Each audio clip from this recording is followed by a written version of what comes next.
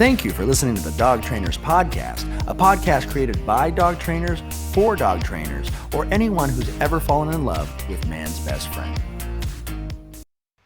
Number one, I don't think it's that some of the newer trainers don't want to be honest. I just think they don't know how to have that conversation.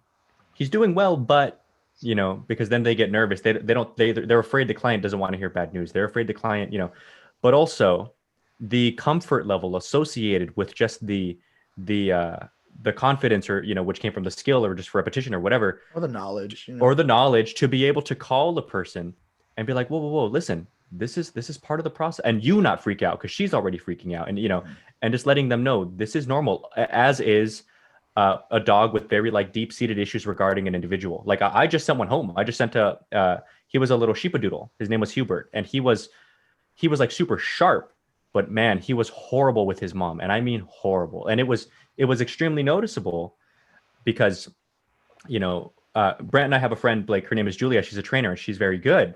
And I hired her on. Luckily, I've been busy enough that I needed some help. And obviously she's female. This guy, Hubert, comes to the house and he's barking, I mean, incessantly. So I get him to stop in a couple days. She shows up day 3. Yep. And it's right back at it. And I'm like, whoa, and anytime he sees her, I could have them outside. I could have them inside. He can already be in her arms.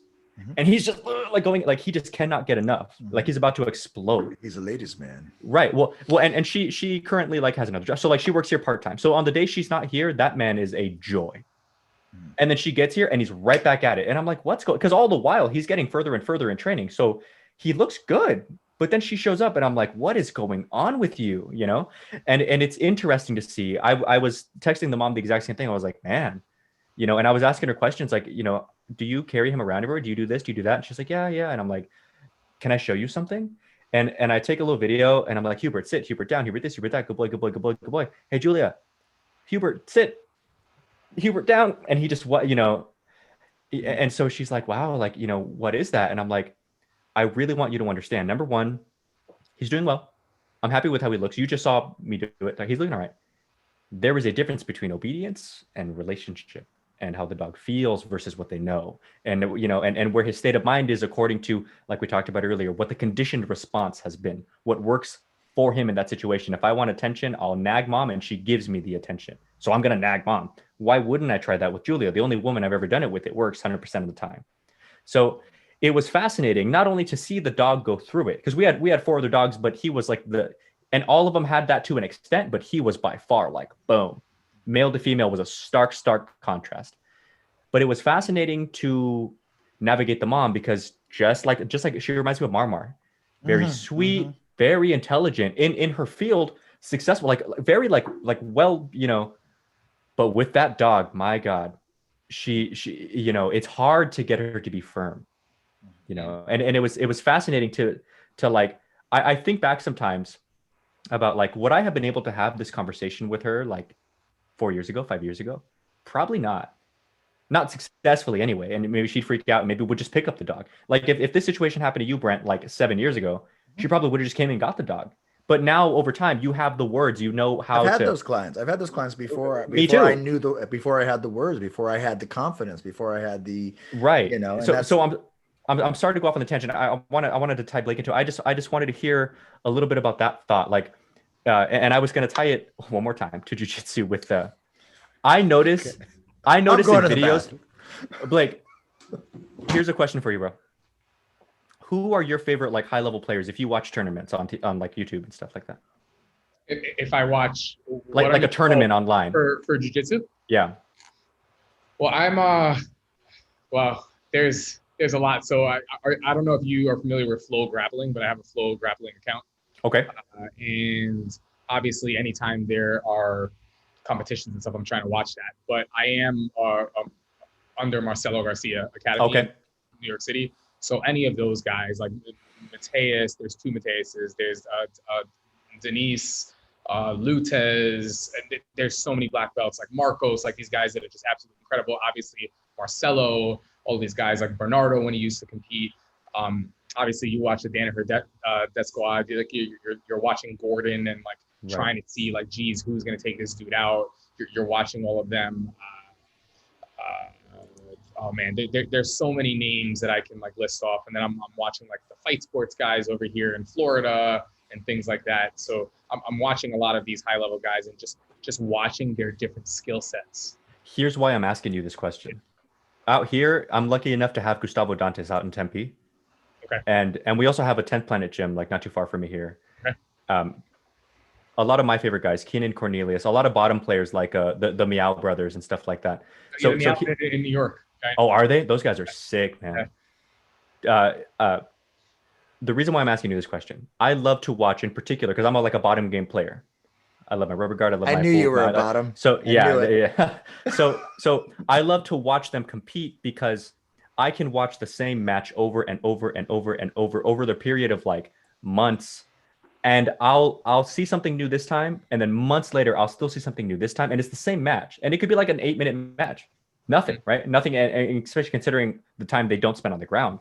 So what I'm getting at is, when we're talking about the type of skill set, like having these conversations with owners, being comfortable enough, calm enough, confident enough to be transparent, asking for time, letting them know what's really going on, all that good stuff, which is absolutely important to do. In jiu-jitsu and in dog training, I notice someone can like tell you this and give you this lesson. I can see the Meow brothers perform a crazy like Berimbolo to leg lock, but I don't intake the information until I have the necessary foundational information to make that information click. So I can watch one match and it'll teach me forever and ever and ever, because I'm slowly getting good enough to be able to like dissect that match, decode it. You know what I mean? Yeah, right. To dissect it and really learn from it. And that's what I wanted to hear you riff on a little bit. Yeah. First off, I didn't mention Gianni Grippo. If you like bottom game and like Berimbolos, like that dude's a wizard. There's a couple of other guys too, Nick Salas and I know who Nick. Yeah, Nick Salas is a dope one. Yeah, so he's a Marcelo guy too. He's okay. There, Mikey. How do you pronounce his name? Mushemi, or I got to get back to you with that. But I think that the biggest thing is understanding that in this industry, your job as a dog trainer is more than just working with the dog.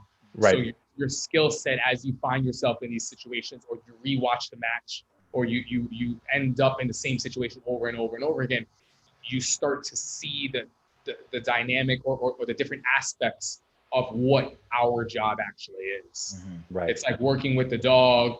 I have to articulate to the human. I have to feel more comfortable being transparent here, showing my work. I have to, have the harder conversation with the client about, hey, listen, with this aspect of the relationship, I have the dog doing these things and you don't have that. So we have to focus on, okay, why or what did I do to get to being able to do X, Y, and Z? Right. When in the beginning, this dog was acting the same exact way that he was with you. Exactly, he was with you, but I got here. Why? Yes, I am at X, Y, and Z, but I started with A, B, and C. This is where we're going to start you. So it's really understanding that, like, every single session or every single board and train or every single client, your starting point and your session's not going to be the same with them, because the dog's going to be different. The relationship's going to be different. So you start realizing, man, like, as I find myself in these scenarios, oh, this is just like this last one. So it's almost like rewatching the match. You know, I have to, what I would have done better with this client is I would have focused more on this, or I would have done that. Right. So the goal is just to keep learning. And as you rewatch or you find yourself in this situation, what can you do better? Or even if at the end you go, yeah, that was pretty good, but I felt like I could have improved. Then you ask yourself, oh, okay, what will I do differently next time? Or what can I change? How can I articulate this better? How can I explain? How can I jump into this conversation that I was too nervous to? And you just try to get better. The goal has to be, how can you improve and help the dog and help the human better than you are currently? Is it fair to consider that process right there, like safe failing? Failing safe. Failing safely. Yeah, well, of course. It has to be. Like, you're always, that's actually a really good question. Failing safely in that situation. Yeah, because I guess you're always at the end of the day helping the dog. Right. Right. And you're helping them. But could you have done better? Is there something that you could have done differently? So I think the answer to that hopefully is always yes. Right. So we continue to learn. And that's I think that's one thing that is important is we continue to strive to get better and know that what we're doing isn't the best. We might be doing the work, but we could do better. We could learn from this person. We could learn from that person, even if what they're doing is different, and just take a little bit of that. In a way, it is like failing safely, right? Like, you know, you're doing a good job, but 5 years from now, you're probably going to be doing way better than we are today. Right. With the exact same circumstance. With the exact same circumstance. And you go, yeah, like I got this, but now, geez, 5 years ago, had I known this, I would have been able to help Sparky and that owner even better, even though I know they're at a good place now, and so on and so forth. And maybe some of those dogs, they aren't at a good place now. Like who knows? And you go, that sucks. But it's part of the game. And I think as long as you know your intentions and your job and your morals and your ethics are coming from a good place, you're never really going to hurt the dog or the person or make things worse. Could you make things better? But if your intention and your heart is in the right place, like, it's okay. The thing that gets a little bit scary for newer trainers, if I was to offer any advice, is just be careful with online and social media and the feedback and the critics, because that shit's gonna come whether you're a wizard or not. You know what, man? I'm gonna ask you the same question I ask all the people with like big online followings. We notice with everybody that we've had on, including a couple people we have yet to have on, but we've already started the conversation, all of which are really successful online, and all of them are dog trainers. I ask them, is there ever a time where the like YouTube experts, quote unquote, ever get to you with the criticism? And I've always been amazed, because every single person says yes. Every single person, almost without fail. I think the only person who didn't say anything about it was like Michael Ellis. Because no he was one just kind of talks shit before about Michael Ellis. well, and also like they're like really people. No, they do, but they're Michael, silly. No, but Michael Ellis, what he told us was he was just kind of like before that time. Like, they've got social media, but he's not on his phone, you know. Whereas he doesn't have content like that. Right, but Tommy Davis, Tyler Muto, you know, Jeff, we've talked to him. He hasn't been on yet, but we've spoken to him. Sean O'Shea. Larry, you know, Larry said he gets more beef. He has more beef with other balanced trainers. Right, but here was my positive. But here's what always amazed me. Jonas Black. Not that everybody has their opinions online, because it seems like that's what online's freaking for these days, right? Everybody will watch a match of these two amazing jiu-jitsu players and point out every little thing they did wrong. Yeah. But what really amazes me, though, is that it works. All of them get tired of it. All of them, almost all of them without fail, have gotten so tired of it, they were weary of being on the podcast, bro, for that reason. We've even had people who were weary about being on the podcast because they didn't want us to catch their backlash just for having them on, man. So my question to you is I know you get hate because everybody does. Does it ever bother you? And would you still agree that it's important for newer trainers, put yourself out there, you know, because social media can really help your business? Well, the social media helps for so much. Like, you have to be able to put yourself out there, because that's today's yellow pages. If you're not putting yourself out there, you don't exist. You don't exist. You could just be helping more people. And like, some people will say, oh, like, if you're good on social media, then like you're bad with this or whatever. And it's like, it's just not the case. Like, those same people are hiring social media people and then paying for advertisement. Like, you know what I mean? So the thing that is most important for me is that when you're putting yourself out there, you are going to take the criticism, and some of it you're going to learn from. Some of it you're going to go, oh shit, I could be doing this better. And some of it you're going to watch back and you're going to go, oh man, like I look how much I've grown. And there's just so much benefit to putting yourself out there, not just from a business perspective, you know, with reaching out more people and getting more business, but you have to be able to do it. And as far as the critics go, I try to use it. So the only thing that gets to me and maybe bothers me on occasion is that I can't respond to everybody, because like, I don't have the time and I wouldn't be able to do other things. Like, in a weird way, I wish that I could. I think we would love to do it. So the only thing I'll do is, if there's a recurring or common thing, I go, oh, I'll just talk about that. Or I'll just shoot a video about that, or I'll just do that. So you turn it into content. You know what I mean? Or you try to benefit from it in some way, shape, or form, especially if it's like a common one that like you can articulate and explain and go, no, this is that. It's not answering every single individual person. It's just having the content. And then letting people learn and absorb and do what they're going to do from there, because all that stuff helps you with attracting the right type of client anyway. Right. It helps you with like pushing people away and doing that. So at the end of the day, it helps more than it hurts, even the criticism that is not so constructive. And before I had initially cut you off, you were beginning to explain why social media still is something where you need to be careful. So talk a little bit more about that. You were talking. I think what you were getting to, it sounded it was for dog trainers following other dog trainers. Make sure you follow people who know what they're doing, type thing. Well, the thing is, you just have to have an open mind, because there's a lot to consider in regards to what they are doing and what type of trainer they are.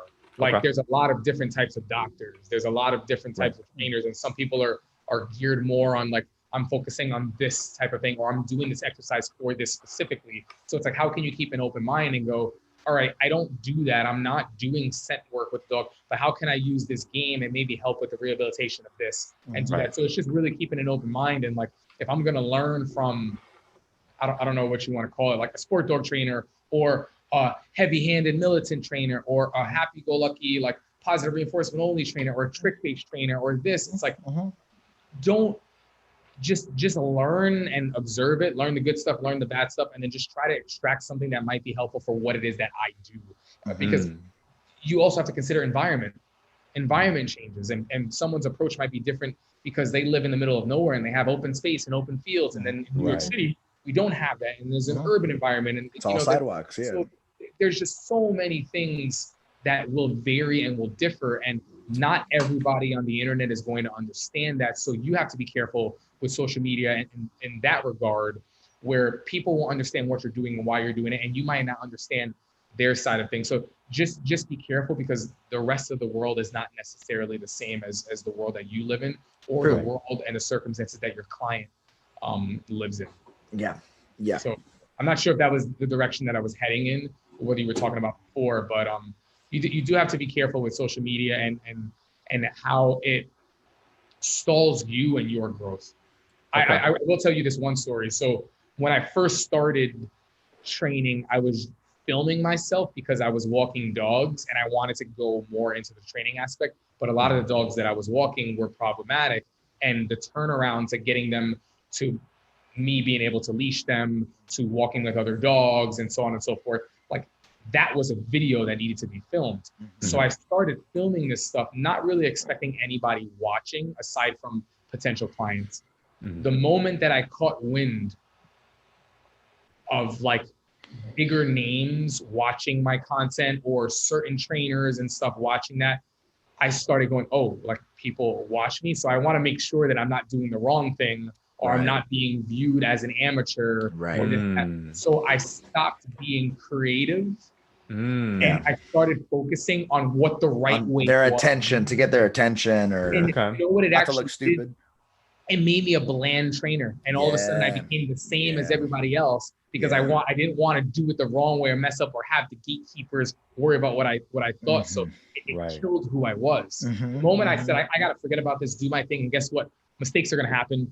Like the mistakes are gonna be there. Whatever. Who cares? The majority of what I'm doing is not for them anyway. It's for your clients. Your clients. I'm still gonna help. Like whatever. Like if you're if you're spending so much time trying to be perfect with your media, and don't get me wrong, like you want it to be the best that you can, but like it's going to be flawed, and you're going to get better, and like that's inevitable. Don't worry about that. Don't worry about the critique on that end. If it's still going to be helpful to somebody, and you're still going to help a dog or a person at the end of the day, that's all that matters. So that exactly that is kind of what what I've heard from the other trainers, and that's like you answered the question, which was like, that's kind of the downside is you, and it's fine, but like if I, and it's fine, like, if the question wasn't, if the answer is no, then that's fine.